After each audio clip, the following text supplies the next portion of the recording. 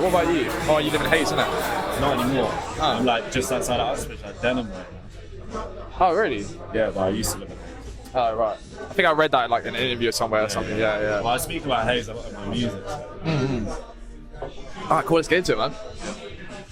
You go already? All good to go? Hello, welcome to Babyface Music, live from Trinity Bar, Harrow.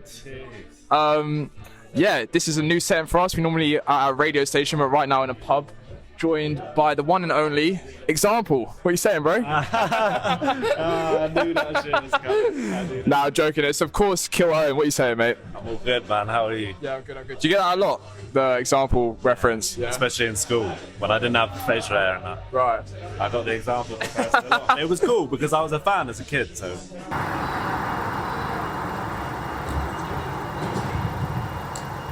Let's cheers the Guinness, bro. You said you're going to split the G. Yeah. You said you are anyway. I'll try. Go on. Let's go. I'll try and do it. Oh, mate, just missed it. Let the foam settle. Let the foam settle. Fucking hell. Fucking tash. Oh, there you go. Just about, mate. What's the best pint of Guinness in London?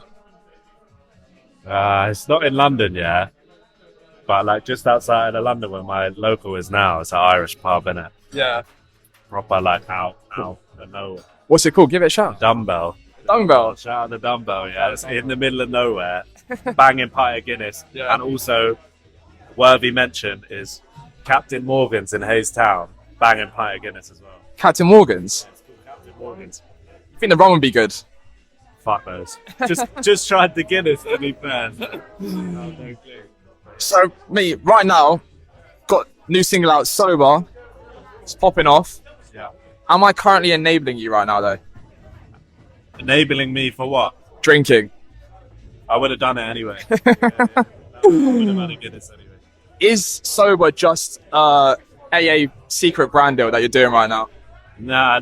So, do you want to know what Sober's about? Yeah, of course. Sober is, so I wrote it like so you could apply it to like whatever you feel you're trying to get sober from. Yeah. In a sense, so it could be drink, it could be weed, it could be a girl. Like it's kind of written as a love song because when you fall in love with someone or you fall out of love, you lose that, that what you're getting every day from them. That dopamine. Yeah, in the same way that you might lose it from. So I thought, look, I'm applying this to my own life in terms of just like being like a teenager and in college and all these things and just like loving to get fucked up a lot of the time, Yeah. like, and it just ties into it, like Break the Cycle and Barfights and Poetry, just similar themes and just like the story of my life really, sort of thing. So I wanted to write it so it was personal to me but also in a way that was accessible to a lot of people. So that's why it's kind of like a love letter to whatever you want it to be. Yeah. Do you know what I mean? Also, like, now you kind of explain it like that, it kind of reminds me, I know you use these references in like your TikToks and stuff, but like Trainspotting, like I think a lot of people just think it's about heroin, just the way a lot of people probably think your song is just about alcohol, but Trainspotting is all about addiction in every sense of the word, like sex addiction, alcohol addiction, violent addiction. So it's like quite similar in that sense. Yeah, so the song is just genuinely about battling addiction, isn't it? Yeah. And it's funny because obviously Trainspotting I do reference. You do, yeah. In my TikToks and just Yeah. I mean the Break the Cycle artwork. I don't know if you clocked it. Was so there's a poster for Trainspotting, a movie poster, where he like when he takes the hit of heroin, he lays back on the brown carpet and there's like needles. No, not that bit. Like he just like he like lays back and there's a movie poster with like needles and like baggies and shit like that. All right. On his head. So what I did is I recreated that with like money, drink, gambling, like all these different things that you might want to break the cycle of. Trainspotting was the main reference for that. You've used like the sample from Bad Bad Not Good, Time Moves Slow, which is obviously like heavily rotated on TikTok prior to like you kind of putting that out. Do you think now it's kind of altered, like TikTok's kind of altered how people make music, and like do you think people just make music for TikTok, or do you think like we're still making music for the love of it? I know obviously you definitely still make it for the love of it. You use it in quite a creative way, but like I feel like now it feels like the only way to get big is off TikTok almost. That's a good question. Yeah. So let me go for the first part of the question, which was, do I think that artists make music for TikTok? Yes. Yeah. Do I think TikTok is everything? No, not at all. I think in my head, I knew exactly what I was doing sampling about. I didn't just sample it because it was big on TikTok, in a sense of I actually liked the song and listened to the song a lot of the time, and I knew that if I'd flipped it onto a garage beat, it would just be sick, regardless of if it went off on TikTok or not. Do you know what I mean? Yeah. But that sample was kind of just an idea I had to do. Moving weird. I had some weird punter in it. Oh mate, we've got a story for you later about a punter in here in a minute. Probably the same geezer, innit? No. It's not over here. Do I think artists make music for TikTok? Yes. Do I think it plays a big part in the music industry and giving people a platform? Yes. More than any other social media has before. You know, I think a prime example is like ASAP Mob and Tumblr. Yeah. Like kind of doing what... Future and Tumblr. Yeah, same thing. It's what I'm trying to do on TikTok is build the aesthetics around the music. Do you know what I mean? I'm not necessarily conforming to what the app wants. It just kind of happened to work. You know, I'd be lying if I said, "Oh, I knew exactly what I was going to do, and I knew when I was going to do it, and how I was going to do it." You know, people seem to like it, innit? But yeah, I personally love your TikToks, and I mean, I'd heard of your music prior to you being on TikTok, but I think having that visual there really gives your music some life. I think it just it's another way to put it across to people so that they understand it even more than just hearing it. You know what I mean? It's like, okay, these are images that I like, you know, even if we're just talking about the mood board ones that I use when I'm maybe about to shoot a music video, or when I'm thinking about, you know, what's the word for it? Just how I want to style an artwork or something like that. These are images I use myself, and these are big images in the UK culture. And elements of these images, the people who are being pictured, or what they're wearing, or you know, what they did in their life, influences what I'm doing in my music and in my life. So it's all just like a full circle sort of thing, and it's just I'll only really use stuff that I personally feel connects with me and my music. So I mean, as opposed to, I don't know for sure, but I feel like some people might, you know, maybe just get a bunch of images of Air Maxes or some shit and just be like, yeah, this works. Yeah, I wanted to ask you actually about that, because ever since you've started doing these types of TikToks where you're using mood boards and imagery, you think it's come up a lot? I'm seeing a lot of copycats, bro. I'm seeing a lot of them out there, and no shade to them, because some of them actually make half decent music, but you've definitely started a trend, and I'm seeing a lot of people copying it. How do you feel about that? I mean, maybe I did, but at the same time, like I said, TikTok, I recognize it as a tool, but it's not everything. You know. So no, that wasn't that. What do you think about the copycats though? Oh, I mean, what's the phrase? What's the phrase? Symmetry is the best compliment. I don't know what you're talking. Yeah, oh, bro, it's on the tip of my tongue. But you know, when people copy you, it's like a compliment, and it's like I'm not gonna come out and say they're copying me, because I don't know. I'm sure that there's other people who do that sort of thing. But if they're making UK rap with garage and dance hints, and they're doing that, then I would say probably that they maybe have taken that from me. But I don't own that. You know, do your thing. If the music's good, people fuck with it. I don't really... Even the images I'm using, I don't own those images. Do you know what I mean? I think also as well, the fact that people are kind of copying that style... It's only going to do better for me. Because And it also shows that you're doing something sick as well. And if you are interested from early, anytime you see something like that, you're going to be like, oh, that reminds me of... Man, massively. Also, it ain't about who did it first, about who did it right. That's that Drake lyric, isn't it? So, but that's true, though. That's true. So, you know, if they're doing it and it makes sense and it works for them, sweet, innit? What are you chatting about with your man? Train spotting. Insightful. Skins. Teenage hood. Teenage hood. We just invented a new word. Yeah, that'll work. Oasis. Legends. Dizzy Rascal. Hardest rapper ever. Let me say, one phrase. Let's make it out. One phrase. Mike Skinner.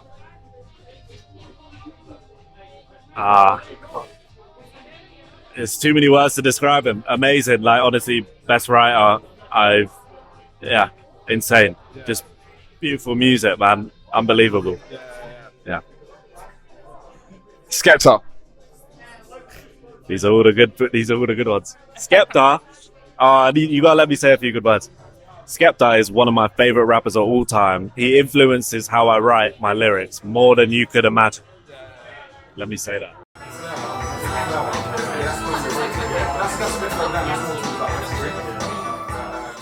So obviously we're in the Trinity pub right now. A lot of your music is around like alcohol and substance and that type of thing. So I just wanted to like list off a few like, what do you prefer? These like very pub essentials basically. Yeah. So scampi fries or bacon fries? Scampi. Good shout. Why scampi?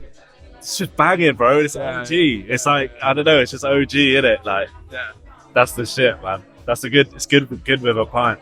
Yeah. Moretti or Peroni? If you asked me like 5 years ago whenever I was 18, 5 years ago, whatever, and I started really getting into beer, I would have said Peroni, but now Moretti. Yeah, Moretti's a shout. You know, Peroni's too bubbly for me. Fucks my stomach. Too bubbly? Yeah, like too gassy. Like gets me bloated and that. Like fucking KiLLOWEN fight in the morning. You know what I mean? Like Moretti is nice, man. I had a pint of Moretti last night actually at dinner. So yeah. If I don't drink Guinness, I'm drinking a Moretti. Yeah, same. Yeah. Come on, let's do it. Jaeger Bomb or Baby Guinness? Jaeger Bomb. Baby Guinness, bro. Jaeger Bomb's two jokes. Jaeger Bomb is what I drink after like 4 pints of Guinness to get me over the line. Jesus Christ. Your belly must be fucked in the morning though. Mate, there's just two. Funny thing is, we're in Trinity right now. I love how you're sitting right now, by the way. This man just like... Come on, there has to be an awareness for no reason. Just in case it kicks off. Yeah. Nah, but listen. Funny thing about this place is, when I last came here, like literally 6 years ago, and I was in here illegally, underage. Allegedly. Trinity might watch this back, do you know what I mean? I don't give a fuck to be fair. Probably won't come back. I'm joking. So I was upstairs like banging Jaeger bombs, innit? Like £5 a pop, I think they were.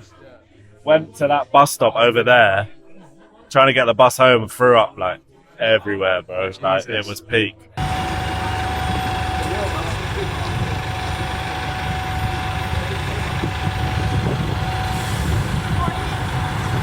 You've released quite a few singles, Break the Cycle, Sober, Bar Fights and Poetry. Are we leading up to an EP? Are we leading up to an album? What's going on? Yeah, we're leading up to an EP. I'm not going to tell you the name. I'm not going to tell you when it's exclusive, come on. It's just, I just can't. How many more beers do I need to buy you? Maybe 6. Something like that. But, there's a lot of moving parts, but it's coming this year for sure. The singles are going to be on there. Yeah. And I'm really excited for it, man. It's going to be banging. It's going to be my first proper, like, full length. Not even a full length, it's an EP, but it's like going to be a decent sized EP, not one of them 4-track ones, I'll say that. Right. So it'll be a decent amount of tracks, and it's going to be my first body of work, really, like, where people really, they get into it and they get to know who I am. So I'm excited, man. How you feeling, mate? Second pint in now? Feel good, man. I feel I have no stress. I feel loose. Feel loose. Yeah, it's good, man. Not drunk, but relaxed. You know what I'm saying? It's just like the good point of like, drinking, isn't it? Do you know what I mean? Like I feel really nice right now. This is British culture in a nutshell, isn't it? It's like Friday night, you finish work, all of your troubles are out the window because you're just getting a little bit pissed. Actually, this is a random question. Like, I'm definitely going to keep it in, but like, I used to work in Tesco as well. I didn't realise you worked in Tesco. Yeah. I do. I'm very, very close to getting out of there. Yeah. Big ups. And I also got out of there and I'm really happy I did. But also, working in Tesco, like I know from experience that you definitely have some funny retail or supermarket stories. Yeah, I mean, even just today, some woman, she tried to walk through the self-serve. Like, I weren't involved because I work on produce, fruit and veg, so that's calm, innit? I'm just putting out like peppers and all that random shit. Like, yeah, it's great actually. It's all right to be fair. But I just heard commotion. I was like, oh yeah, like me and my boy Rob, we were like, let's go see what's going on, innit? As you do.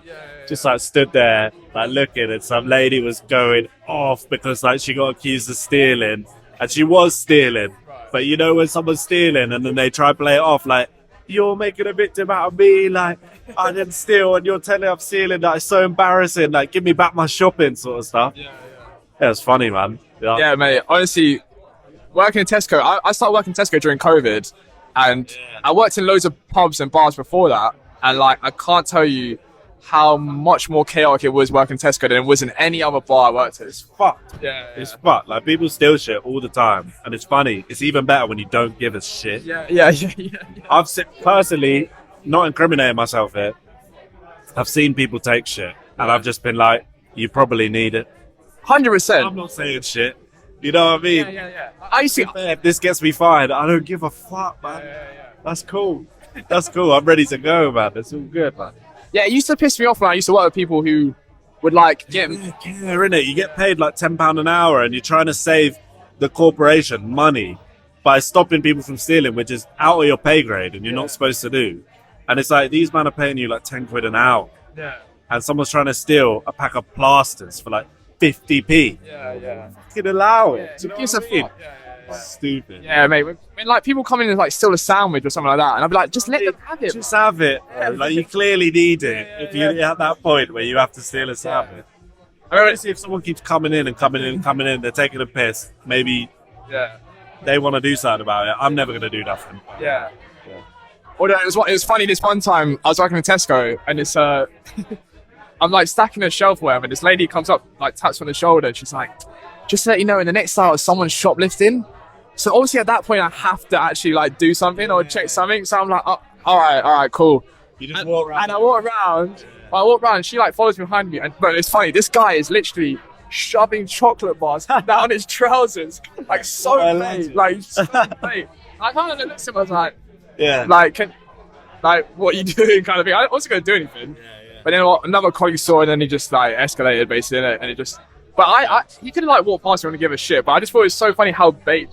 Like, some people don't care, man. Some people actually don't care, and I kind of respect it. Like sometimes, obviously, I'm not condoning the actions, but sometimes I wish I gave that level of fucks, like zero fucks, like walk in front of the staff, put shit in my pocket, and just walk out like fuck them, because the police aren't going to do shit anyway. Yeah, they don't care. They're going to pretend to care, and they're going to take a statement and all that, and they're going to do fuck all, because there's. Well, you'd expect them to be doing better things with their time. Not always. They're not always doing that shit, obviously. But we're not going to get into that conversation, so we'll be here forever. Yeah. We're not getting too political in the pub right now. What do they say? Don't talk about politics, religion. While you're pissed. Well, yeah, definitely. Mate, every time I get pissed, I end up talking about Ireland. Like, my family from Ireland. Your family Irish as well? Yeah. What part? Cork. Funny saying that, actually. My friend Hugo is on the camera right now. Shout out to Hugo. Big ups. He said that there's a place in Ireland called KiLLOWEN. Yeah, in Northern Ireland. But it's all Ireland, mate. Well, yeah. If we're going to get into it, yeah. My family from the north, innit? We're from County Armagh.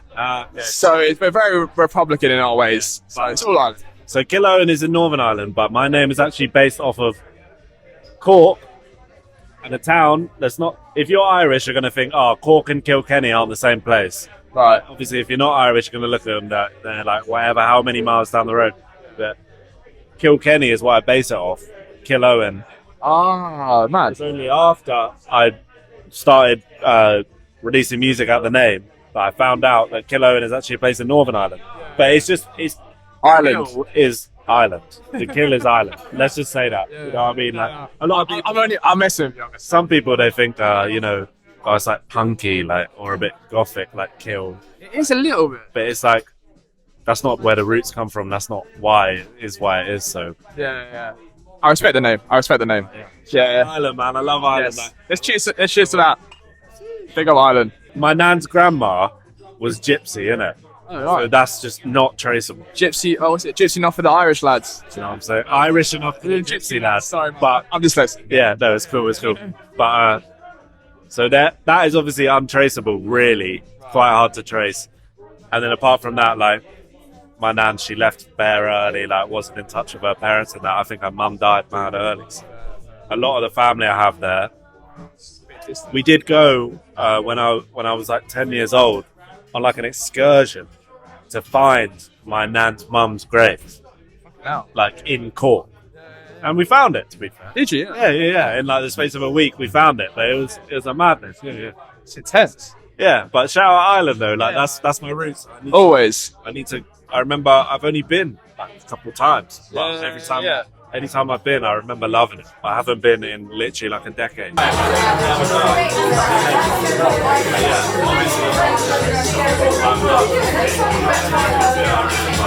want to ask you a few quick fire questions that I ask all my guests, because I think they're quite fun. Yeah. What's your biggest pet peeve?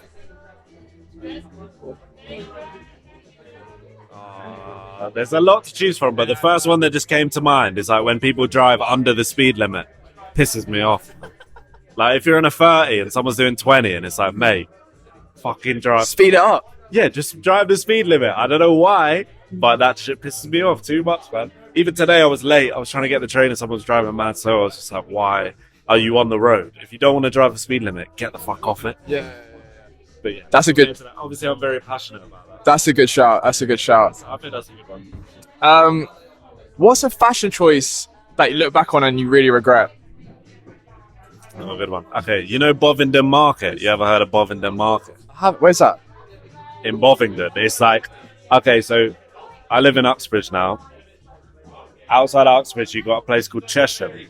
At the end of the Met line, it's on the same train line. And just past Chesham, there's like a market called Bovey Market. Market.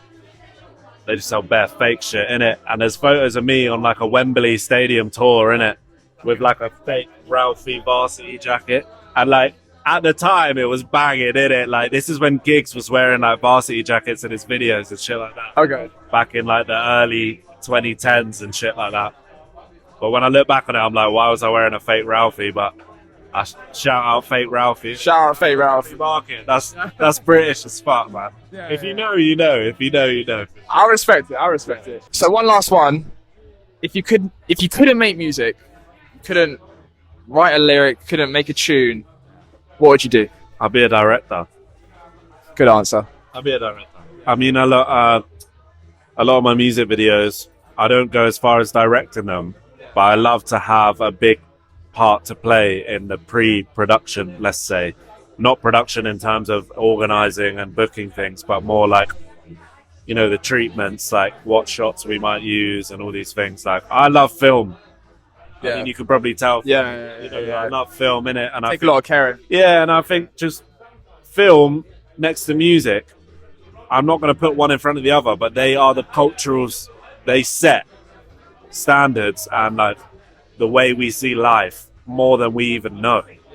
Like, bro, I didn't ever grow up in the USA. I don't know what it's like to be American, but when I watch a Tarantino film, I'm amazed and I feel like I'm in the moment. Do you know what I mean? What's your favorite Tarantino film? Oh, mate, it's hard. It is hard. I'm trying to go through them all in my head. I love Pulp Fiction, of course. Yeah. I recently watched, is it Reservoir Dogs? Reservoir Dogs. I haven't seen that actually. Recently watched it. Not my favorite, but banging. What about Once Upon a Time in Hollywood?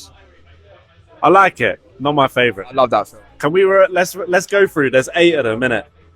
Once Upon a Time in Hollywood. Okay, let's go from the start. Reservoir Dogs. Kill Bill 1 and 2.